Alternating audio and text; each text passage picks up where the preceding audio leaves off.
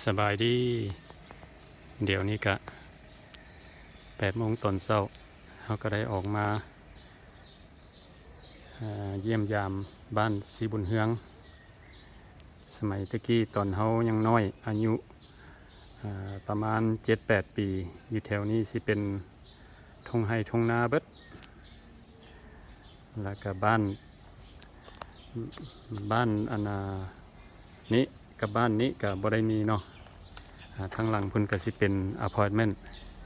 ตะกี้มีแต่ทงไห้ทงนาแล้วก็บอนนี้นี่สิเป็นแบบดินแดงเนาะแล้วก็มีห้องน้ำมีปูมีปลาแล้วก็ไปทางพุ่นก็สิเป็นทงไห้ทงนาเบิดอันนี้ก็สิเป็นบ้านแม่ป้าเฮาสิมาเยี่ยมยามเพิ่นเนาะตอนเฮาอยู่สมัยยังน้อยเฮือนหลังนี้เพิ่นก็ยังบ่ทันได้ปลูก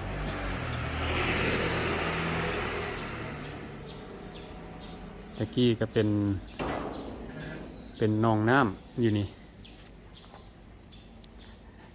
มื้อนี้เฮาก็ใช้โทรศัพท์เก่าเฮาถ่ายเนาะมันก็สิบ่แจ้งปานใดเพราะว่าเฮามามื้อนี้เฮาต่างมาย่างเอ็กซิไซส์แล้วก็บ่ได้เอาแคมราของเฮามาบ่ได้เอากล้องเฮามานำมื้อนี้นี่อันนี้ก็สิเป็นบ้านแม่ป้าเพิ่นอยู่กับหลานสาวคนหนึ่ง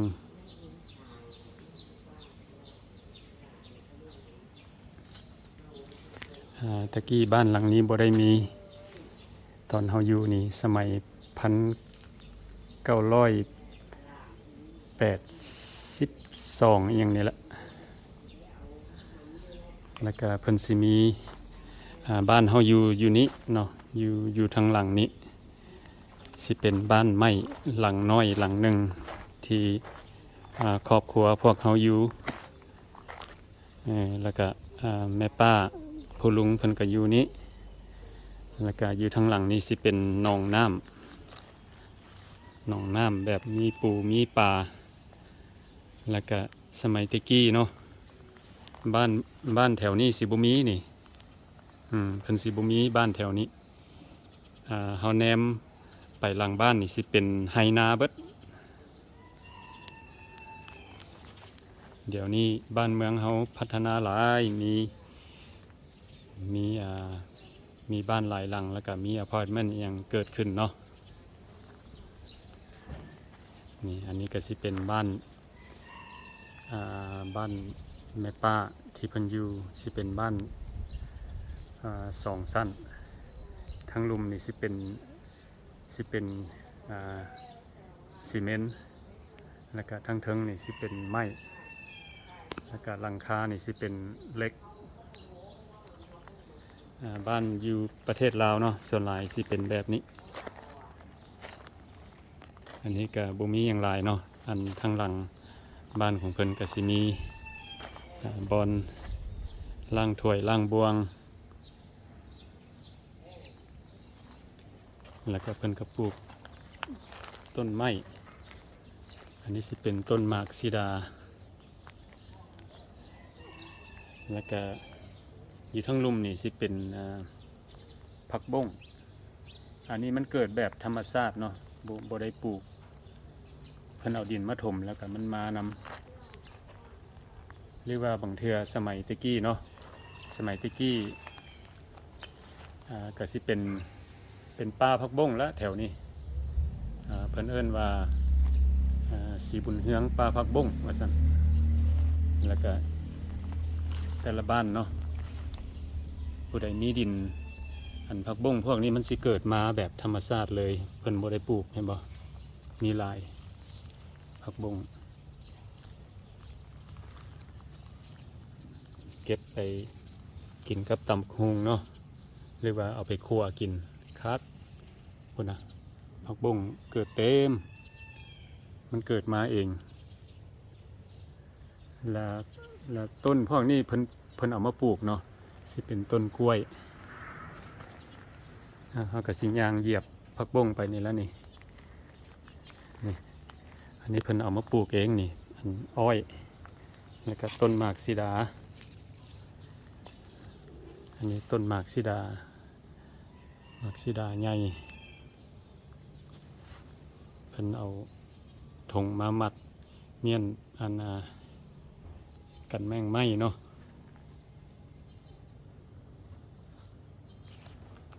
นี่สะอ่อนผักบงนี่พิลึกเพิ่นน่ะเกิดเต็ม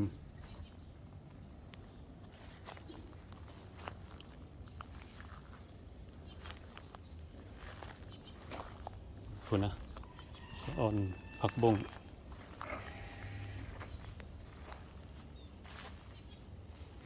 กล้องเฮามันสีบ่เคลียร์ปานใดเนาะเพราะว่าเดี๋ยวนี้เฮาใช้อันSamsung โทรศัพท์รุ่นเก่าเฮาSamsung อันพุ่นละรุ่น10พุ่นเนาะมันออกมาหลายปีแล้วแคมรามันก็คือสิบ่แจ้งปานใดแต่ว่าเฮาเอามาใช้ซะก่อนนี่เนาะสะอ่อนผักบงสมชื่อเพิ่นว่าสีบุญเฮืองป่าผักบงเนาะอันผักบงมันเกิดอยู่ธรรมชาติ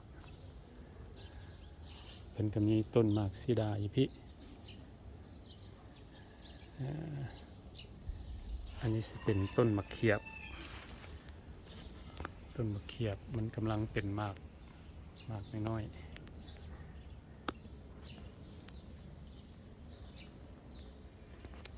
อยู่แถวนี้มีเฮือนมีอพาร์ตเมนต์เกิดขึ้นหลายสมัยนี้บริเวณนี้ให้นานี่เฮาสิบ่เห็นแล้วเนาะบ่คือสมัยเฮาเคยอยู่ยังน้อยนี่เล่นน้ำทงไห้ทงนาแถวนี้แล้วนี่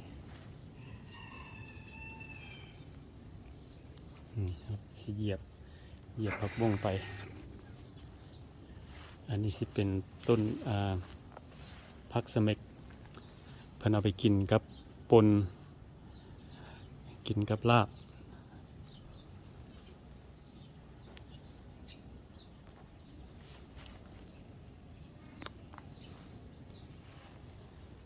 โอ้ผักบงเห็นบ่มันสิลามไปพุ่นนี่ท่านผู้ใดมักกินผักบงเนาะกินน้ำบ่ทันเด้อนี่มันเป็นลายแล้วมันก็ลามออกมานี่ลามออกมาหาเงิน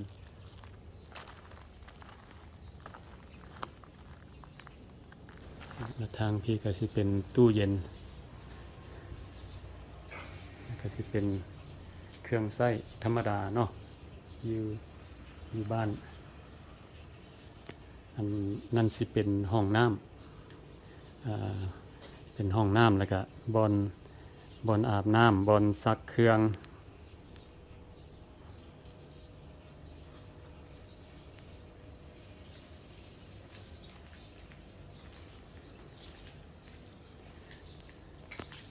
นี่เราสิเข้าไปทางใน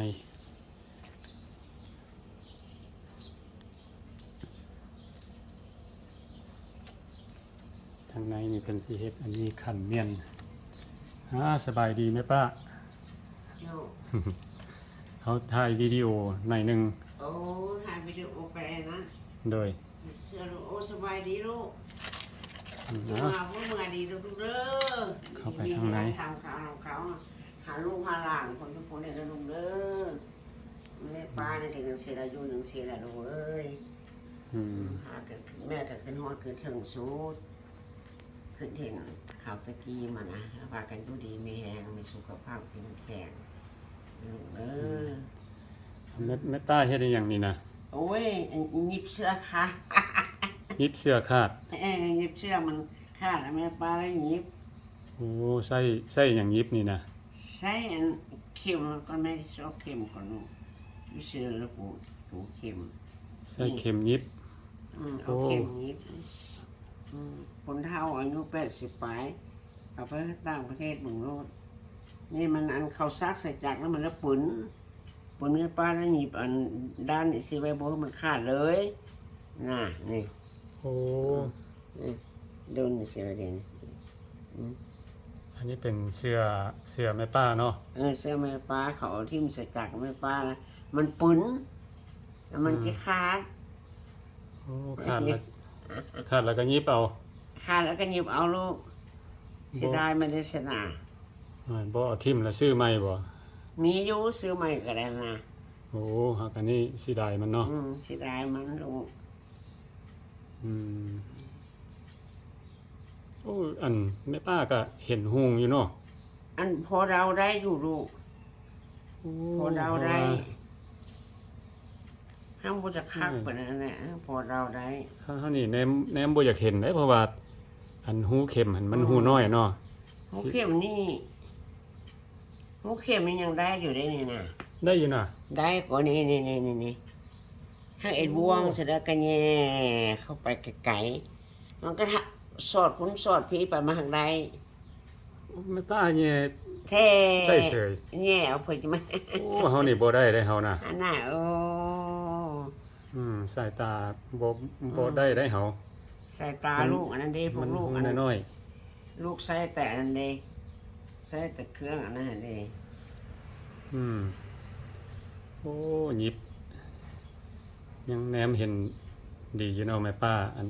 แม่ป้าอายุเท่าไหร่ซั่นน่ะ 4 ชั่วโมง86เลยนะ มง วัน 86เนาะ นี้อันตามเพิ่นเว้าว่าแม่ป้ามันสิกายแล้วสิโมงน่ะ อันนี้เดาเอานะนี่นะเป็นหยังว่าคือเดาเอา คือเดาเอานะอันสามแม่ป้าเบิ่งนี่โอ้80ปลายนี่บ่ลดแล้วคำบ่กายนะเพราะว่าอันตะกี้แม่ป้าบ่ได้เมื่อยเลยฮอด80 ปีแล้วยังเมื่อยได้ โอ้ แม่ป้าเมื่อยแล้วเขาบ่ได้มาปาดอันนี้นี่ อืม ปาดนิ้วนี่โลดก็เลยประสบการณ์กันโจเอ้ย อืม บุญหลายว่าได้นั่งล้มลานนี่สิก็ยังว่าดีล่ะ อันวันเกิดแท้นี่แบบแปลว่าเดาเอา เดาเอาบ่ฮู้มือเกิดพ่อทุกข์ยากในเอ็ดนา มีหลวงสูง ก็เอ้ยโดกล่ะไอ้ดัวเอ้ยโดกตายไอ้ดัวตายแล้วมันบัวคำนี่แล้วแม่นบักทองดำนี่ก็ตายบักทองดำมันเป็นลุงบุญหน้าบุญนี้ แล้วยังมันจันทีแล้วก็มันแก่นสี อืม แล้วมันดวงดีเลย อันนี้เป็น เป็น น้องนุ่ง เป็นน้องไอ้พวกมา อืม ผมมาจากก่อนหน่อยครับ ผมดูเป็นไผมา โอ้ย ผมมาจากมา มาไทยผม อ้าวสบายดี มาไส โอ้ยยัง มา ไอ้ นะ ยังเอ็กซิไซส์มา ก็เลยมาแวะ บ้านบ่ได้พวกไปบ้านไอ้สิ ไปใส่ม้าเจ้า โอ้ยลวกผักให้แล้ว โอ้โลกพัก แจ้งแล้วหรือเปล่า บ่ต้องได้ซื้อซิมใหม่เอาเรื่องเก่านั่นน่ะ โอ้มันพอมึงได้เสยนอง เบิ่งตัวเก่าก่อน ดีเลยเสยนะ มีตัวใหม่ลูกสาวซื้อโทรศัพท์ให้เอา โอ้ เอาโซ่คนดู โอ้ โอ้ Samsung ไข่ไอ้อาจารย์โจมแม่ A0 ได้โทรศัพท์ใหม่ พัด A07 Samsung A07 ว้าว ตัวยังบ่ได้อัน ลูกสาวผู้ใดซื้อให้ ตรงพัด นักคงพัด โอ้ คงพัดเอาไปกันเส้นระบอก ให้พัดอัน มันก็จะว่ากัน อืม จับเบิ่ง นี่โทรศัพท์ไม่ลูกอันนี้นะ อืม ลูกมือให้ยังบ่ โอ้ เป็น ได้โทรศัพท์ใหม่ อันนี้ก็ไม่พัดนี่นะตัวเก่า โอ้ นี่นะ ให้พัดอีก อืม อืม เขานี่ไม่ได้เขาเบิ่งให้เบิ่งดีซื้ออยู่ซื้อกินเฮกินนั่นล่ะ มีแต่อื่นสิไปอันน่ะซื้อซิมใส่ให้แล้ว อืม ต้องไปตั้งใหม่มันยังบ่มีซิม อืม พอซิมเก่าอันน่ะ แม่ มี ลู วั ก ดอา โทร ยุ มาก็ได้อันนี้นะตัวเก่านี่นะ อืม อืม โอ้มี เอาจับดูที่ท้ายให้ปืนมัน อืม โอ้ขายให้นางพัดเบิ่ง เอาถ่ายให้ไอ้พัดเบิ่งเลย อันนี้พายไปมันก็ว่าทายบอกทายเพิ่มเบิ่งนะอันนี้ไม่หน่วยเก่าอันนี้ไม่หน่วยใหม่ ได้รับแล้วโทรศัพท์ นะครับ แต่ว่ายังโทรบ่ได้บอกเลยมันบอกว่าคันได้โทรศัพท์เอาโทรศัพท์ใหม่โทรหาเฮาเด้อว่าซั่น โทรกับมืออื่นบ่ได้เป็นนิน นะ ต่อไป มีลูกสาวไปอยู่แคนาดาเนาะ เพราะเราสาวอยู่แคนาดา เพิ่นก็เลย น้องเพิ่นก็อายเพิ่นนั้นเป็นเหือบเป็นแหงเป็น เอาว่ามึงดูได้อยู่นี่ ฮะ ได้ครับโทรศัพท์กูด้วยว่าสิ ได้ฮับบ่เด้อโทรศัพท์เด้อ มันเลยไม่ อืม ตัวไม้นี่น่ะอันนี้ให้แต่ว่าหยังโทรบ่ได้ ซื้อเบอร์ใหม่ก่อน ไปซื้ออันเบอร์ใหม่ก่อนแล้วมึงเขาห่วยอืมแม่แอวสูงนะแม่เจ็บไหมครับ โอ้แม่ป้านี่ก็ทันสมัยเนาะเดี๋ยวนี้ เออ อืม ครับลูกสาวเพิ่นฝากฝากมาให้โทรศัพท์ Samsung A07 เนาะ อันนี้ก็ผมมาจักเป็นน้องชายเนาะผู้อยู่แคนาดาหัน น้องเป็นผู้เบึ้งกับอายเพิ่นน่ะ เออ กับร้านน่ะ แม่ป้ามีลูกจักคนซั่นน่ะ มีลูกนี่มี6 คนหยังก็4 โอ้6คนยังแต่ 6 คนหยังก็4เสียผู้หนึงแล้ว เดี๋ยว บ่ ไปก่อนเด้อ อืม ฮะ ไปก่อนเด้อ มื้อเดี๋ยวไปให้ ไป แต่ว่ามือลูกอยู่นำกันคือแม่ปลาจมหั่นล่ะคือว่าบ่อิดบ่เมื่อยบ่โศกบ่เศร้ายังนุ่มเนาะ อืม ประตูไม่ตู้ก็อยู่นี่ อันเหตุผลแม่ป้าว่า อันแม่ป้าว่าอันบ่ฮู้วันเกิดหันก็ย้อนว่าสมัยตะกี้เนาะ สมัยตะกี้ เพราะว่าอันแม่ป้านี่ก็บ่ได้เกิดอยู่ห้องหมอบ่ บ่ โอ้สมพร เกิดเอาเองหมดอันว่าขอโทษลูกแม่นี่เกิดลูกแม่ก็เกิดอยู่เฮือนแม่ลูกก็เกิดอยู่เฮือนบ่ได้จังแม่ก็บ่ฮู้นำมัน อืม แม่โตน่ะมันก็อยู่พอมันก็ได้นะ อืม อันเพราะว่าตอนนั้นแม่ก็ไป อืม พอแม่อีกทีก็ไปพอทีแม่ลูกก็ไปพอแม่ลูก อ่า ก็ย้อนพอแม่ทุกข์ลูกโจเอ้ยจะเบาหลายอืม โอ้แปลว่าตอนแม่ป้าเกิดนี่ก็อันแม่ตู้เพิ่นก็บ่ได้บ่ได้ฮู้เนาะว่ามื้อใด บ่แห้งหายไม่ตูเจ้า อืมแปลว่า พ่อจะไข่นุ่งธรรมดาอยู่บ้านนอกพวกเขาเจ้านั่นเองเขาเจ้าเขียนใส่ใบลานเด้เขียนใส่ใบลานแล้วเสือบังไม้เฮียไว้ อ่าฮะ แล้วเอาไปไว้ก้นผ้าก้นสิมคนไหน โอ้ เขียนชื่อติดเสนะเพราะว่าเอาไว้เฮือนยามมันเสียเด้ โอ้ อันนี้เพนเราบอกเธอแม่บุญนี่แม่บุญแม่ปลานี่ว่าที่ฮอด90แต่ที่บ่ทันฮอดดอก อืม บ่ทันฮอด ก็มีแต่เดาเอาเนาะ บ่ พ่อตู้เกิดปี1910พ่อตู้เฮาน่ะเด้อปี1910นี่ได้20ปีเพิ่นมาเอาแม่ตู้ไล่เบิ่งแม่เอาแม่ตู้แล้วมัน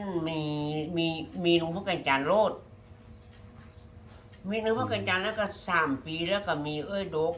3ปีแล้วก็มีไอ้ดัว3ปีแล้วก็แม่ปลานี่3ปีแล้วก็มันบักทองดำ3ปีนั้นมันลุงหมี3ปีนั้นไม่อีกทีครับพวกเพิ่นขึ้นไล่ออกเพิ่นฮู้ได้ อืม เกิดปี1910อีกปี1920เพิ่นเอาไม้ตู้ อืม ปี1920บ่แม่นแม่พ่อตู้เกิดปี1910กับปี1930เอาเมียเนาะแม่นบ่20ปีเอาเมีย แม่น นี่ ละแม่นละ ปี1930 13เกิดไอ้สูงซั่นไล่มึงไม่บ่ไล่ใด อันพ่อตู้นี่เกิดปี1910 และอันวันเดือนปีเกิดเพิ่นก็คือสิบ่อันบ่ วันเดือนปีเกิดนี่คือสิบ่ฮู้ดอก คือสิ เดา บ่ เอา ฮู้คือกันเนาะเดาเอา เดือนเดาเอา แต่ว่าอายุนี่ก็หลายคนก็สิเดาเอาเนาะ เดาเบิด โอ้เพราะว่าสมัยตะกี้เนาะเพิ่นก็บ่ได้จดเมียน บ่ได้รถเมียนไว้ อืม คือเดี๋ยวนี้แท้มีใบสตาร์เบิดเด้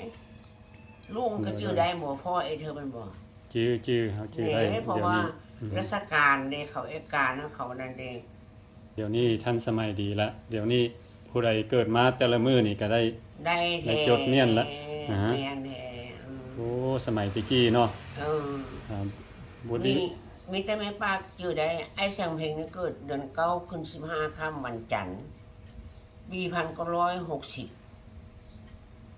เป็นวันทีหรือว่าวันทีก็ชื่อคนใดอะลุงเสียงเพลงเอาไว้นะ โอ้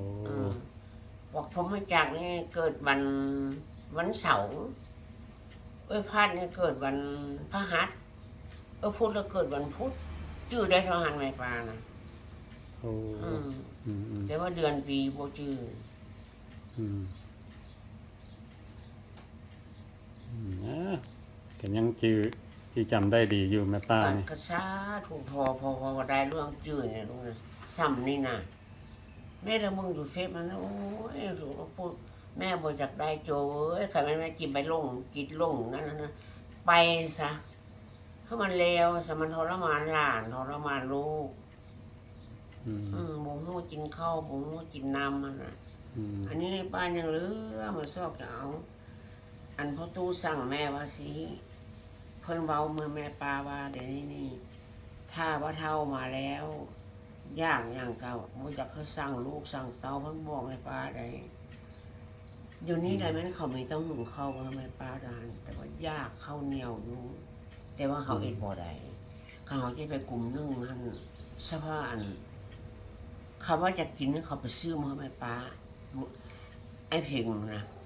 ไอ้ผมมาจากบักผมมาจากคือกันร้านนี่ก็คือกัน แต่ว่ามันบ่แซ่บคือเฮานึ่งเอา